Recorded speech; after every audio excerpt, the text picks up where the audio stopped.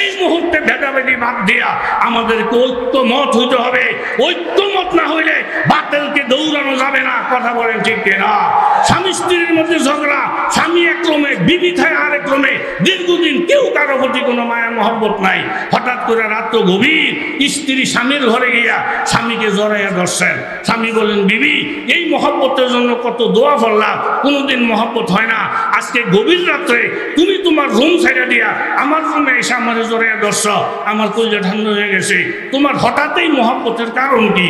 বিবি বলেন, দেখেন আমি একা একা ঘরে শোয়া, এর মধ্যে ঘরে চোখ ঢুকছে, দুইকে আমার গলার হাত, নাকের জিনিস, মাথার টিকিলি, স্বর্ণ অলঙ্কার, ইমান আমল, এরকম টুপি দাড়ি এগুলা নিয়ে যখন চোরায় টানাটানি শুরু করে দিছে, তখন আমি নিরুপায় হইয়া আমার ঘরের থেকে রাগ গোসা ভেড়া বেগ সব ভুলে গিয়া দৌড়ে এসে যখন আমনেরে জড়ে ধরছি, আমনে আর আমি যখন এক হয়ে গেছি, আমাদের দুইজনের ঐক্যমত দেখা ওই যে দেখেন চোরায় ফলাইয়া যাইতেছে, ফলাইতে বাধ্য হয়ে গেছে। এখন স্বামী ডাক দিয়ে বলেন, ও চোর, বেশি দূরে গিয়ে না থাকলে শোনো, আবার যদি আমাদের স্বামী স্ত্রীর মধ্যে ঝগড়া লাগে তখন কিন্তু তুমি আইস, তোমার সারা বউ সোজা হবে না। স্বামী স্ত্রী একমত হয়ে যদি চোর ফলাইতে বাধ্য হয়ে যায়, এখনো বাংলার মুসলমানেরা শুরু কারো ভেদাভেদ ভুলে গিয়া এখনো যদি এক হয়ে যায়, কাফের মুশরিকেরা, নাস্তিক মুরতাদের বাচ্চারা ফলানের জায়গাও পাবে না, ফলানের জায়গাও পাবে না, ফলানের জায়গাও পাবে না। ধরে বলেন ঠিক। এই জন্য নবীর আশিকেরা নবীর ব্যাপারে কোনো তুচ্ছ তাচ্ছিল্য কথা আমি ব্যাখ্যা বিশ্লেষণ করলাম না। যেই হোক না কেন, সে যদি আলেম হয়, সে রাজনীতিবিদ নেতা হয়, আমরা কিন্তু তারাও ছাইড়া দিয়ে কথা বলবো না। নবীর সম্মান আগে, আপনাদেরটা পরে। কথা বলেন ঠিক কিনা? ওই ইসকনের সন্ত্রাসীরা আলেমরা আমাদেরকে গুম করতেছে। আমাদের আগে দেখতে হবে মুসলমানের বাচ্চা হইয়া ইসলামের বিরুদ্ধে যারা কথা বলে, মুসলমানের সন্তান হইয়া নবীর অবমাননাকর কথা যারা বলে, তারা কি নিজেরা উড়ে না তাদেরকে কোনো নাস্তিকের বাচ্চারা উড়ায়? সেই গোড়া আগে বাহির করতে হবে। কথা বলেন ঠিক কিনা? আমি নজর করে দেখলাম এই ঠাকুর নিজে উড়ে না, শয়তানের কান্দে ভর করছে আর শয়তান তাকে উড়াইতেছে। আর হাদিস শরীফের মধ্যে আসছে, আজানের আওয়াজ পাইলে শয়তানের বাবাও থাকতে পারে না। এই সাইড মুন্সি যখন আজান শুরু করে দিলেন, এখন শয়তান যার শেল্টারে সে শয়তানি করত, ওই শয়তান যখন দূর হয়ে গেছে, এখন আর তার পাওয়ার নাই, এখন তার ক্ষমতা নাই, এখন তার আর সে আস্ফালন নাই, শয়তান দূর হয়ে গেছে, এখন সে নিচে পড়তে বাধ্য হয়ে গেছে। এও আমাদের কথাই ঠাই ওলামায়ে কেরাম যখন হকের আওয়াজ দিবে, আমরা লাঠি ব্যবহার করা লাগবে না, বুম ব্যবহার করা লাগবে না। আমাদের আওয়াজের মধ্যে আল্লাহ তাআলা যে পাওয়ার দিয়েছেন, এই আওয়াজের কারণে শয়তান এবং শয়তানের দল ফলানের জায়গাও পাবে না। জোরে বলেন ঠিক কিনা? তকসিম কে হর চিজ কো कसम अज़ल ने जिस शाई के लिए जो चीज काबिल नजर आया, बुलबुल को दिया ना लो परवाना को जलना, गम हमको दिया सबसे जो मुश्किल नजर आया। ও এলাকার যুবক তরুণ বাবারা, ব্যবসায়ী বাবারা, চাকরিজীবী বাবারা, প্রত্যেকের অনুরোধ করে বলছে, বাবা আজ পর্যন্ত পরীক্ষা নিরীক্ষা করে যেই জিনিসটা বারবার আমরা দেখতে পেরেছি, একজন মানুষ যদি কাফের হয়, সে যদি নবীকে ইজ্জত দেয়, একজন মানুষ যদি বেনমাজিও হয়, সে যদি আলেমদেরকে ইজ্জত দেয়, একজন মানুষ যদি মদখোর হয়, সে যখন আল্লাহওয়ালাদেরকে ইজ্জত দেয়, এই ইজ্জতটা দেওয়ার কারণে একদিন আগে হোক পরে হোক আল্লাহ তাআলা তাকে ঘুরাইয়া ফিরাইয়া আল্লাহওয়ালা বানাইয়া দেন, তাকে মুমিন বানাইয়া দেন, তাকে দিনদার বানাইয়া দেন।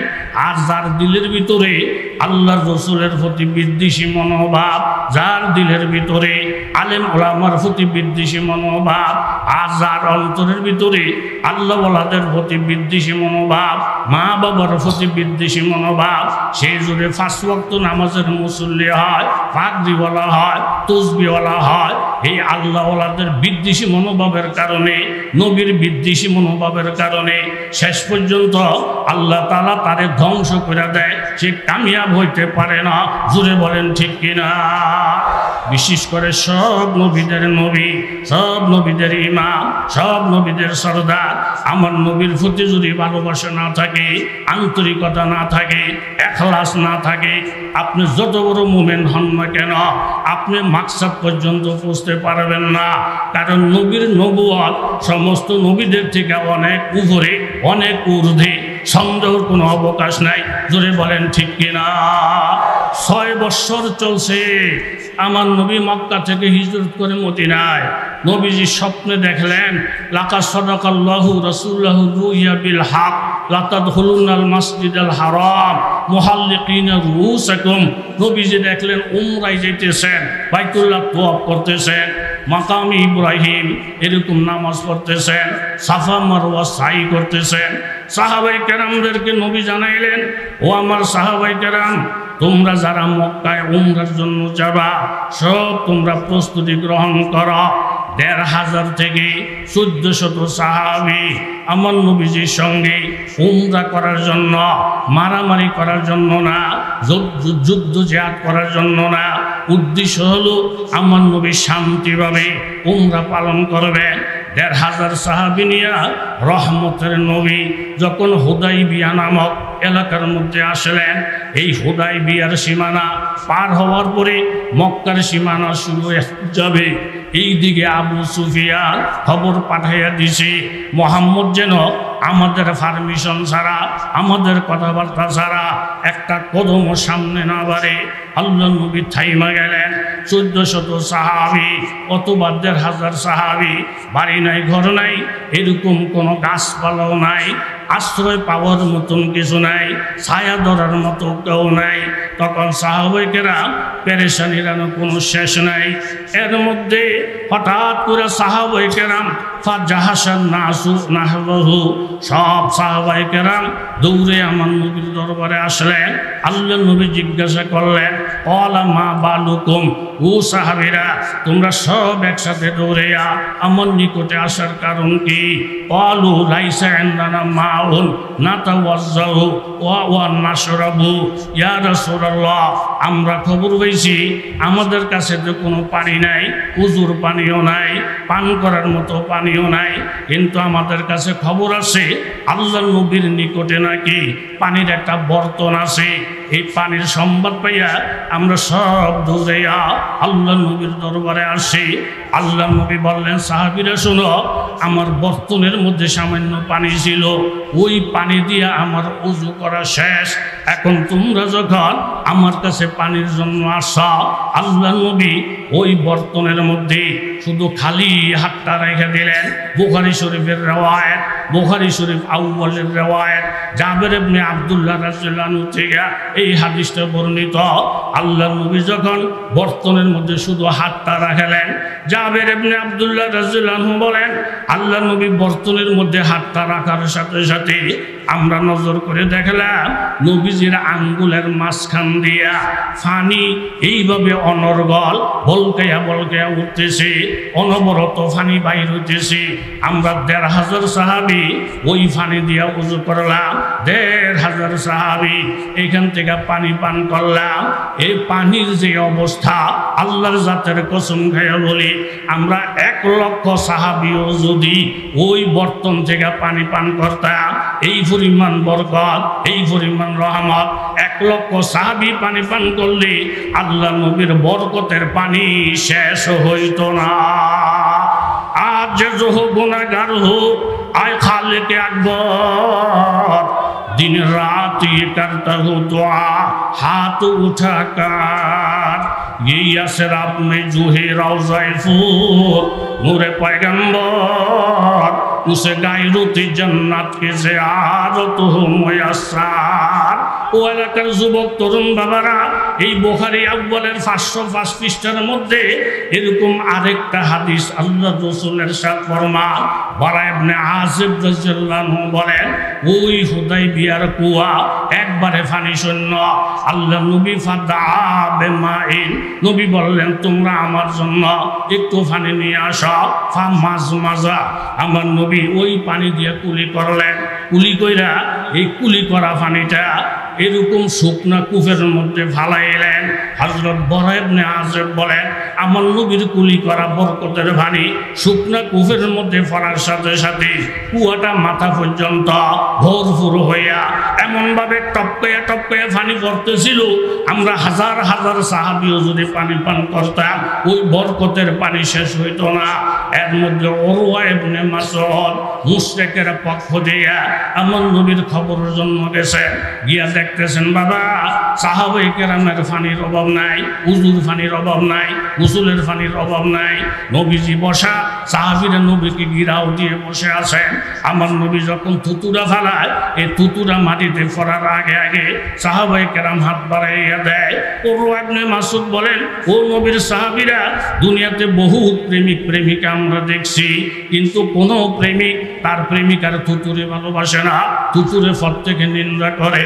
কিন্তু মুহাম্মদ রাসূলুল্লাহ থুতুরা ফালানোর সাথে সাথে তোমরা মাটিতে পড়তে দাও না, হাতের মধ্যে নাও, জামার মধ্যে লাগাও, চেহারার মধ্যে মালিশ করো। মুহাম্মদ গারান্দাজে আবেদাহান বড় আবে খুনমি কুনান আঞ্জুমান কে গিরদান দে মালান দে বড় চশমে রু আযাব তাজা কুনান আবরু। তখন সাহাবায়ে কেরাম বলেন, ও উরওয়া ইবনে মাসউদ জানা রাখা, হুদাইবিয়ার ফরের সীমানা হইল মক্কা। মক্কার কাফেরেরা আমার নবীর নাম শুনতে পারে না, কিন্তু আমার নবীর জবান থেকে যে থুতু মুবারক বাহির হয়, আল্লাহ নবীর থুতু মুবারক জামার মধ্যে লাগাইলি, কাপড়ের মধ্যে লাগাইলি, চেহারার মধ্যে লাগাইলি, দীর্ঘদিন পর্যন্ত ওই জায়গাটার থেকে শুধু মেশকো আম্বরের ঘেরান আসে। যেই চেহারাটা মলিন হয়ে গেছে, ফ্যাকাশে হয়ে গেছে, আমার নবীর বরকতের থুতু মুবারক ওই মলিন চেহারায় লাগাইলে সাথে সাথে নুরানি হয়ে যায়। আবার যেই নবীর থুতুর মধ্যে পরিমাণ বরকত, হাদিস শরীফের মধ্যে, বুখারী শরীফের মধ্যে আছে বাবু হাফসিস শাম, বুখারী শরীফের মধ্যে আছে বাবু রদ্দিস শাম। হাফসিস শামসের অর্থ হইল মেরাজ থেকে যখন নবীজি আসলেন মক্কায়, কাফের মুশরিকরা জিজ্ঞাসা করে, উপরের খবর তো আমরা জানি না, নিচের খবর থাকলে বলেন। আল্লাহ নবী বলেন, আমি বাইতুল মুকাদ্দাস থেকে মক্কায় আসছি, আসার সময় পথের মধ্যে দেখতে পেলাম আমার মক্কার কিছু ব্যবসায়ীরা একটা উট হারাইয়া ফেলছেন, অনেক কষ্টের পরে উটটা পাইছেন। এরপরে বুধবার সূর্য অস্ত যাওয়ার আগে এই কাফেলা মক্কায় এসে পৌঁছবে। আবু জাহেল বলতেছিল, এতক্ষণ কোনো পয়েন্ট পাই নাই, এখন আসল পয়েন্ট হয়ে গেছে। এই দুইটা কথার মধ্যে যদি মুহাম্মদকে বেমিল পাই, তাহলে যা ইচ্ছা তাই করব, এখন কিছুদিনের জন্য সময় দাও। ঠিক বুধবার যখন হয়ে গেছে, এরকম সূর্য অস্ত যাওয়ার কাছাকাছি, এখনো কাফেলা আইসা পৌঁছে নাই। আমার নবী সিজদায় পড়ে গেলেন, ও আসমানের মালিক, সূর্য অস্ত যাওয়ার আগে যদি ওই কাফেলা ঠিক মতো আইসা না বসে, আমি কাফেরদের কাছে জবাব দিতে পারবো না। সূরাত তাহরিম 28 পারা। আমার আল্লাহ তাআলা নবীকে সান্ত্বনা দেন, নবী গো সিজদা থেকে মাথা উঠান। ইয়াউমা লা ইউখজিল্লাহুন নাবিয়্যা ওয়াল্লাযীনা আমানু মাআহু, নবী গো সিজদা থেকে মাথা উঠান। ওই দিনের কথা স্মরণ করেন গো নবী, যেদিন বহু সম্মানী মানুষ তাদের সম্মান হারাইয়া ফেলবে, বহু ইজ্জতওয়ালা মানুষ ইজ্জত হারাইয়া ফেলবে। আমার আল্লাহ তাআলা কোরআনে বলেন, হাল আতাকা হাদিসুল গাশিয়া, তোমাদের কাছে কি ওই খবর আসে নাই যে হাসরের দিনে লক্ষ লক্ষ কোটি কোটি মানুষ বেহুশ হয়ে যাবে। বুজুহু ইয়াউমাইযিন খাশিয়া, বহু চেহারা সেদিন মলিন হয়ে যাবে। তাসলা নারুন হামিয়া, তাদেরকে আগুনের মধ্যে নিক্ষেপ করা হবে। তুসকা মিন আইনিন আনিয়া, তাদেরকে গরম পানি পান করানো হবে। লাইসা লাহুম তুআমুন ইল্লা মিন দরি, দড়ি নামের গাছ ছাড়া তাদের আর কোনো খাদ্য থাকবে না। লা ইউসমিনু ওয়ালা ইউগনি মিন জু, এই কাঁটাওয়ালা গাছ খেলে তাদের পেটও ভরবে না, খিদার কারণও নিবারণ হবে না। ওই দিনটার কথা কি ভুলে গেছ? ইয়া আইয়ুহান নাস, ও দুনিয়ার মানুষ, তুমি মুসলমান হও, মুসলমান হও, এরকম মাদ্রাসার পড়ুয়া হও আর স্কুল কলেজের পড়ুয়া হও, ব্যবসায়ী হও আর কাস্টমার হও, রাজনীতিবিদ হও আর কর্মী হও, তুমি যাই না রাখো বাবা, ইত্তাকু রাব্বাকুম, তোমরা প্রত্যেকে আল্লাহ তাআলার ভয় অন্তরের মধ্যে রাখো। আল্লাহর ভয় অন্তরে রাখার অর্থ হইল বাজার বেতরকিল মাআসি, গুনার কাজ ছেড়ে দাও। আর এই কথা যাই না রাখো, ইন্না জালজালাতাস সাআ, কিয়ামতের একটা ভূমিকম্প হবে, শাইউন আযীম, যেই ভূমিকম্পটা হবে মারাত্মক।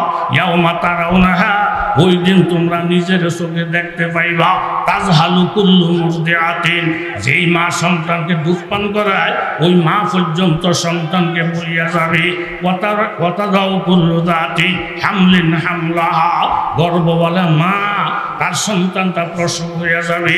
ওয়াতারান নাসা সুকারা, সব মানুষ হয়ে যাবে পাগল পারা, মদ খাইয়া পাগল হবে না, নিশা খাইয়া পাগল হবে না, ওয়ালাকিন্না আযাবাল্লাহি শাদীদ, আমার আল্লাহ তাআলার কঠিন থেকে কঠিন আযাব দেখে সব পেরেশান হয়ে যাবে। আমার নবীকে আল্লাহ তাআলা সুসংবাদ দিলেন, ইয়াউমা, নবী ওই দিনের কথা স্মরণ করেন যেই দিন অনেক ইজ্জতওয়ালা মানুষ ইজ্জত হারিয়ে ফেলবে।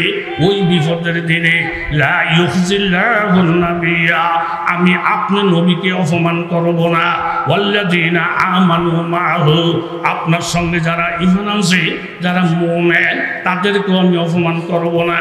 ইয়াসা নূরুহুম বাইনা আইদিহিম ওয়া বিআইমানিহিম, হাসরের ময়দানে যখন অন্ধকার হবে তাদের সামনে এবং ডাইনে একটা নূর তাদেরকে রাহাবরি করবে।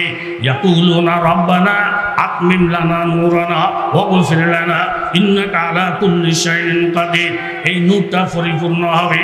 নবী গো, আপনি সিজদা থেকে মাথা উঠান, আপনার জবান থেকে বাহির হয়ে গেছে বুধবারে সূর্য অস্ত যাওয়ার আগে আগে কাফেলা আসবে, আমি আল্লাহ তাআলা সেই ব্যবস্থা করতেছি। কাফেলা এখনো বহু দূরে, সূর্য অস্ত যাওয়ার আগে মক্কায় পৌঁছা সম্ভব না। বুখারী শরীফের বাবু হাফসিস শামসি, আল্লাহ তাআলা সূর্যটারে হুকুম করেন, ও সূর্য, আমার নবী কথা দিয়ে ফেলছে সূর্য অস্ত যাওয়ার আগে কাফেলা আসবে, এখনো কাফেলা আসে নাই, আমার নবীর সম্মান রক্ষা করতে হবে। আমি আল্লাহ তাআলা হুকুম করলাম, সূর্য তুমি এখন যেই জায়গার মধ্যে আসো এই জায়গার মধ্যে স্থির হয়ে আটকাইয়া থাকো, কাফেলা মক্কায় না পৌঁছা পর্যন্ত আমি আল্লাহর নির্দেশ একটা ইঞ্চি পরিমাণ নিচের দিকে যাইতে পারবা না। কুচা মে তেরে খাকা बिस्तर है हमारा, ये फर्श तो मखमल से भी बरकर है हमारा, दीदार खुदा जलवाए अहमद है नजर में, या ईद का दिन आरसाए माशर है हमारा। 1 থেকে 1.5 ঘন্টা পর্যন্ত সূর্যটা আপন জায়গার মধ্যে নিচের দিকে যায় না। কাফেররা বুঝতে পারতেছে সূর্য এক জায়গার মধ্যে আটকে আছে কেন। আসরের থেকে মাগরিব পর্যন্ত যেই লম্বা সময়, এতটুকু পর্যন্ত আল্লাহ তাআলা আমার নবীর সম্মানে সূর্য আটকে রাখছে। এর মধ্যে কাফেররা যখন মক্কায় এসে পৌঁছে, আল্লাহ পাক হুকুম করলেন, এখন আমার নবীর সম্মান বাইসে গেছে, তুমি অস্ত যাও। কাফেররা জিজ্ঞাসা করতেছে, ও কাফেররার লোকেরা, তোমরা মক্কায় আসার পথে একটা উট নাকি হারিয়ে ফেলছিল? বলে হ্যাঁ। আবার তোমরা সূর্য অস্ত যাওয়ার আগে আসার কথা, ঠিক সূর্য অস্ত যাওয়ার আগে আসছ। বলে আমরা যে উট হারাইছি এই কথা কার থেকে শুনছেন? বলে মুহাম্মদুর রাসূলুল্লাহ থেকে। মুহাম্মদুর রাসূলুল্লাহ কার থেকে শুনছে? বলে ওনাকে বলে আল্লাহ তাআলা জানাইছে। আপনারা বিশ্বাস করছেন? বলে না। বিশ্বাস করেন আর না করেন, আমরা নবীর কথা বিশ্বাস কইরা এই কাফেলার যত লোক আছে প্রত্যেকে কলমা পড়ে মুসলমান হয়ে গেল। এটা হইল হাফসিস শাম। বুখারী শরীফের মধ্যে আরেকটা বাব আছে, বাবু রদ্দিস শাম। আল্লাহ তাআলা সূর্যকে উল্টা উঠাইছেন। এক জিহাদের মধ্যে আল্লাহর নবী ক্লান্ত হয়ে গেছেন, হযরত আলী রাদিয়াল্লাহু আনহুকে বলছে, ও হযরতে আলী, তোমার পাও দুইটা সামনে বাড়াও। আল্লাহ নবী হযরতে আলী রাদিয়াল্লাহু আনহু রান মুবারকের মধ্যে নবীজি মাথা মুবারক রাইখা ঘুমাইছেন। এর মধ্যে আসরের নামাজের সময় হইয়া শেষ হইয়া যাইতেছে। হযরত আলী রাদিয়াল্লাহু আনহু নবীরে ডাক দেন নাই, ডাক দিলে নবীর ঘুম ভেঙে যাবে, নবীর সাথে বেয়াদবি হবে, এই জন্য নবীকে ডাক দেন নাই। আবার নবীর মহব্বতে কইরা নামাজ বাদ দিয়া ফেলবো, এটাও হযরত আলীর মনে ধরতেছে না। মাহফিলের কেন্দ্র করে নামাজ নাই, মেজবানির কেন্দ্র করে নামাজ নাই, উরুসের পিছনে ফিরে নামাজ নাই, এই জাতের লোক সমাজের মধ্যে আসে না নাই। হযরত আলী রাদিয়াল্লাহু আনহু চিন্তায় পড়ে গেলেন, নবীর মহব্বতে ফিরা আমার আসরের নামাজ ছুটে যাবে, এটাও তো হয় না। কারণ নবীরও খুশি রাখতে হবে, আল্লাহরও খুশি রাখতে হবে। নবীরে খুশি করতে গিয়া আল্লাহ বেজার হয়ে যাবে, আল্লাহরে খুশি করতে গিয়া নবী বেজার হয়ে যাবে, দুইটার একটাও করা যাবে না। আলী রাদিয়াল্লাহু আনহু পেরেশান হয়ে গেলেন। এক পর্যায়ে বাজান হযরত আলী রাদিয়াল্লাহু আনহুর চোখের পানির ফোঁটা আল্লাহর নবীর চেহারায় পড়লে নবীজির ঘুম ভেঙে যায়। আলী, তুমি পেরেশান কেন? ইয়া রাসূলুল্লাহ, আমি তো আসরের নামাজ পড়ি নাই, আবার নবীরে ডাকও দেই নাই, বেয়াদবি হয়ে যাইব মনে কইরা। আল্লাহর নবী বলেন, আলী, এই আদবের কোনো মাইনে হয় না। নবীর আদব দেখাইতে গিয়া নামাজ কাজ হয়ে যাবে, এই শিক্ষা নবীজি দেয় নাই। নবীজি সূর্যটারে হুকুম করলেন, ও সূর্য, তুইও আল্লাহর মাখলুক, আমিও আল্লাহর মাখলুক। আমার আলী আমার মহব্বতের মধ্যে হইরা আমাকে ডাক না দিয়া সূর্য আসরের সময় শেষ হয়ে গেছে, ও সূর্য, আমি তোমারে হুকুম করলাম, তুমি ওই জায়গা থেকে উল্টা আইসা আসরের আউয়াল ওয়াক্ত হইয়া যাও। হযরত আলী নামাজ শেষ না করা পর্যন্ত তুমি নিচের দিকে যাইতে পারবা না। জোরে বলেন সুবহানাল্লাহ।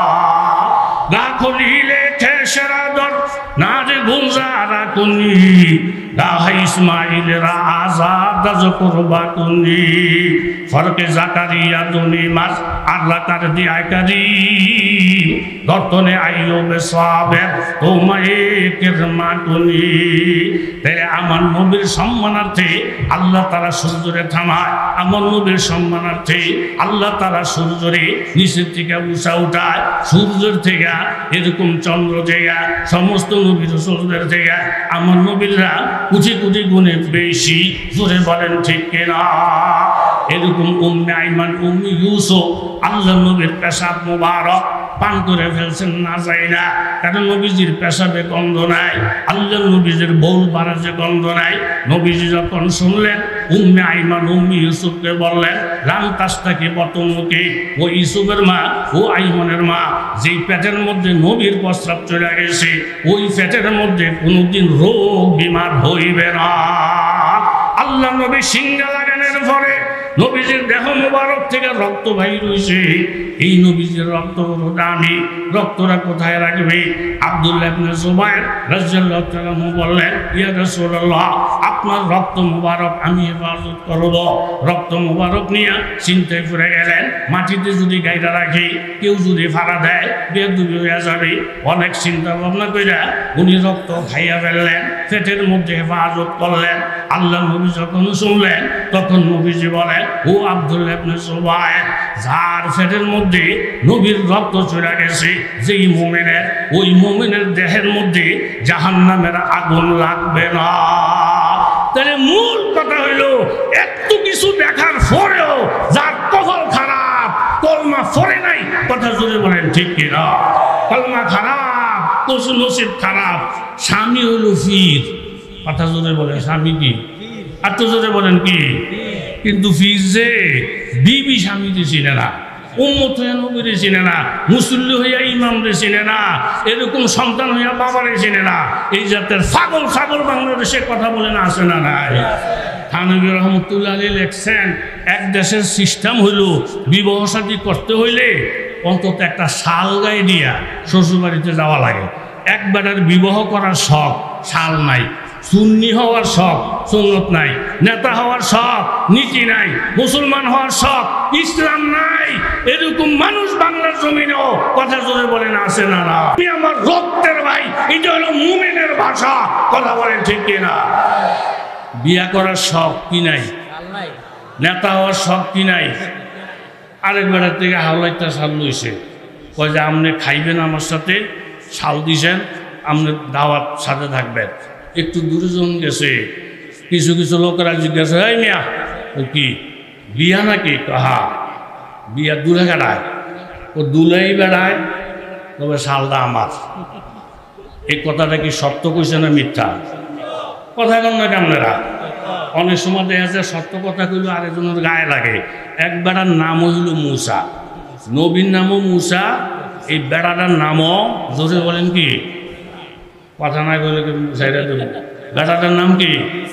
সবসময় মসজিদে যে দেরি করে, আজকে দেরি করে গিয়ে যখন উঁচু করতে আসে, পাশে টুলের মধ্যে একটা টাকার বস্তা, এটা মোটামুটি হাতে লইকে, আল্লাহ অনেকদিন পরে টাকার মালিক হয়েছি, ডাইনি বামে কেউই নাই। এই মুসা টাকার ব্যাগটা হাতে লইয়া যখন মসজিদের কাছে গেছে, মনে মনে বলছে আমি যে কুটিপুটি হয়েছি এটা কেউ দেখে না, কারো কোনো হিংসাও নাই।